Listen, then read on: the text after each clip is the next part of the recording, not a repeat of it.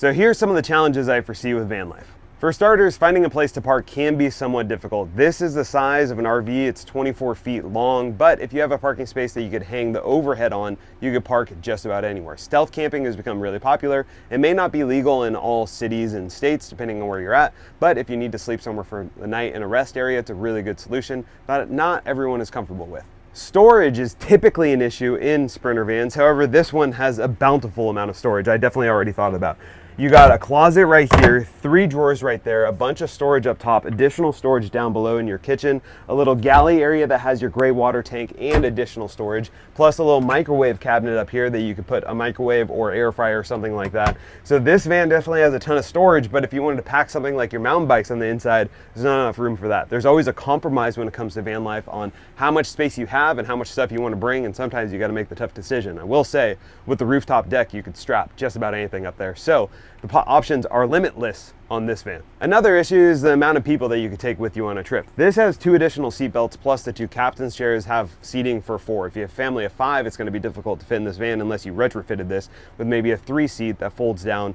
There's definitely some things that you could do, but the number of people that you could bring and friends definitely is limited. If there's some weather outside, you could fit 4 people in here comfortably, maybe another 2 on the bed and just hang out outside of the weather, but there's definitely a limited amount of real estate in this van. A lot of public van lifers are the ones who are making money off their digital influence, becoming influencers. Maybe they have sponsorships, but if you become a van lifer who doesn't want to get on camera, hope is not all lost. Being able to work remote and add a Starlink to the back of this thing makes it a mobile work environment. What's the difference between working in your office and a van at the beach? Kind of the same in my opinion. As long as you get the work done, that's all that matters. But definitely finding enough income to live life full-time on the road is a challenge for some. The one thing I will say, the only things you really have to pay for with this van is your insurance and fuel and food and water, health insurance.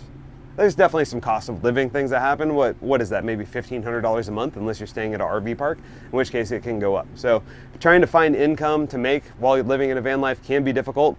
And last but not least is safety. If you're traveling alone, especially if you're going out in the wilderness or BLM land, you want to make sure that someone knows where you're at and when you're going to check in with them so they can alert authorities if for some reason you're not getting back to them. If you have a Starlink, you're always going to be connected, and that's really important in case you get stranded or something like that. Or what a lot of people do is they make sure they just travel with a buddy. Always go in pairs, makes everything a lot easier. However, if you're not the person who likes to travel alone, is scared of the dark, then van life might not be for you. Maybe you'll just be going from RV park to RV park, which is definitely something that you could do in this thing. Although for me, I wouldn't do that. I don't like doing that, but I'm different. Definitely different. All right, so what do you think? Did I miss a challenge that happens with van life, or did I hit